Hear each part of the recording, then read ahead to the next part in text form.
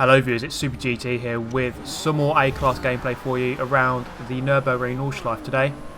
And, well actually I was going to say that this track rarely comes up for me anymore. I haven't brought out a video of this track in an online race for a long time. It used to come up in Forza 4 all the time, but it has been quite a while since I've shown you one on the channel in Forza 6. So, I'm using the Honda NZXT. I used this for my third stock car challenge a while ago, and it was a really good car for B-Class even in stock form. So I thought I'll tune it up into the top of A-Class.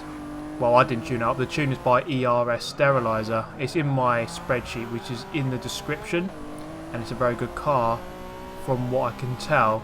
So in 4th position, and a bit of a coming together there up ahead, that's Julia DT.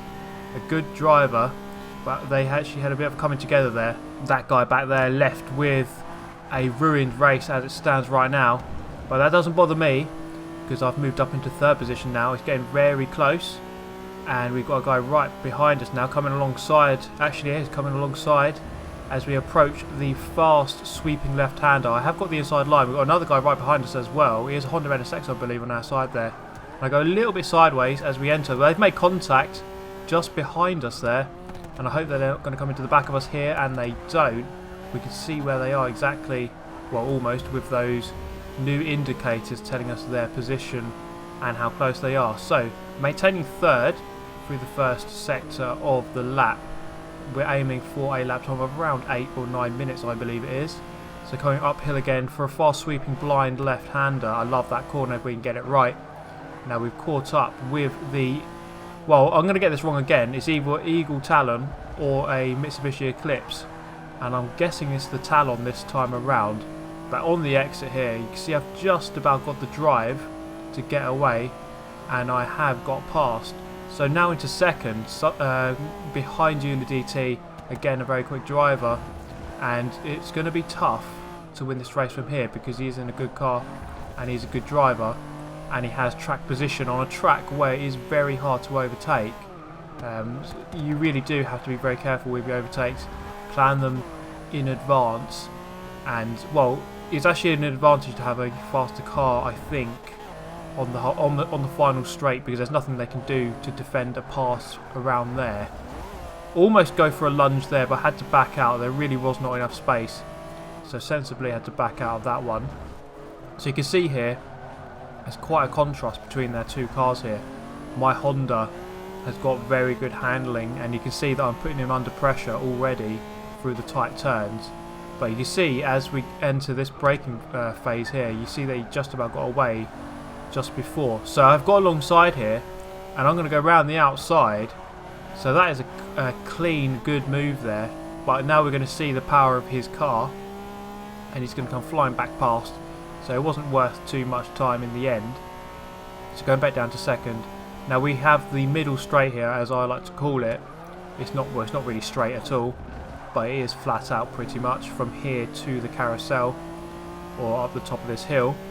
So this is going to be very testing. It's very important to note how quick people's cars are down the straight on this section, because it's going to be a taster for what's to come at the end of the lap, with of course the very long straight at the end of the lap, which can make or break the race, which is going to decide the race essentially.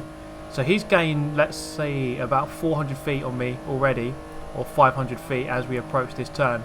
So ideally, if I want to win this race, I'm going to have to get more than 500 feet ahead of Julia DT going into the final straight, because he is just going to gain it back. So my main mission here is to try and get past at some point. It's going to be a very twisty section coming up after the carousel, and it'll be a very ideal place to do it if I can get past early and make the most of the handling aspect of my car over his, and then hopefully build that gap. So you can see there, as soon as we come back to a handling area, I gain straight back up again.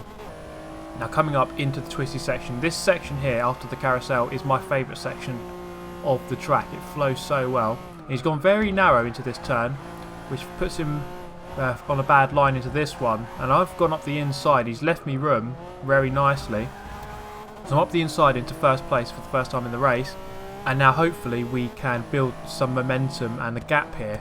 Looking around the outside, but there's not really anywhere to go into that turn. So this is where I have to put the hammer down and get some good corners in, try to build that gap before we get to that long straight at the end of the lap.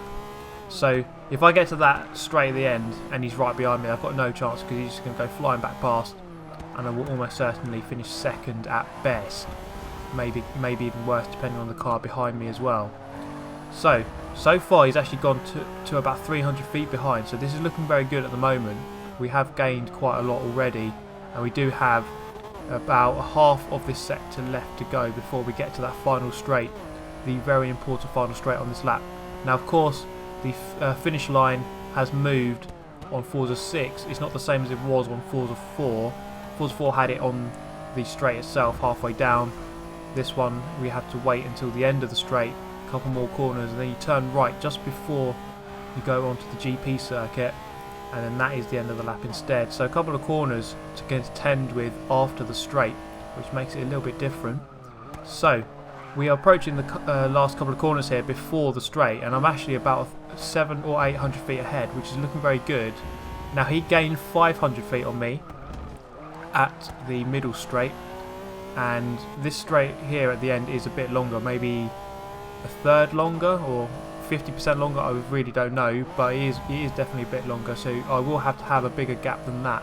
So as it stands here, 700 feet, but that isn't to Jeweler DT, that's to someone else.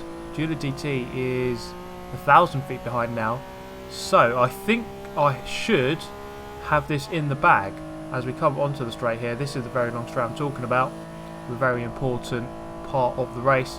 I'm going to go into cockpit cam here for a second, have a look on the inside of this car. It actually looks quite nice actually. It looks pretty standard, but that steering wheel is pretty decent. As we come up the straight, that's where the normal finish line would be, and they're not gaining at all, so it looks like I've actually done enough to win this race. Now I always love having a good race around the Nurburgring.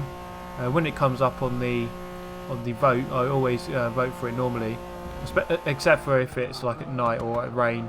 I really don't like that, especially if it's like a two-lapper. I think sometimes that can be too long. But it looks like we are going to come through here past a back marker, or someone who just didn't even move at all. And we are going to win the race here. 7 minutes 33 overall time there. 7 minutes 29 lap time. But that was a very pleasing race actually, and it kind of highlights the strategy involved in racing around here, and that your car choice is very important. So you can go for a handling based car, but you are very vulnerable on the straights, so you have to make the most of your car around the corners as much as you can.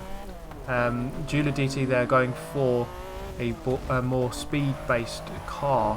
You couldn't quite handle the corners, but I do think though that had he not made that one mistake where I got past, he probably would have won the race. If he could have just got through there without that mistake and just planted his car on the apex every time, he probably would have kept me behind, and then I wouldn't have had anything against him as we approach the end of the lap.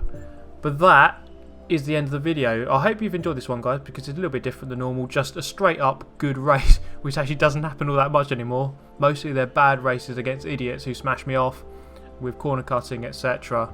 So it's a good contrast to have a clean race against some proper drivers there. Doesn't happen too often, so it's always good to see. But that is the end of this one, guys. I hope you have enjoyed it. Subscribe if you'd like to see more of the same. Hit that like button if you did like the video, and I shall see you next time. Thanks for watching. Goodbye.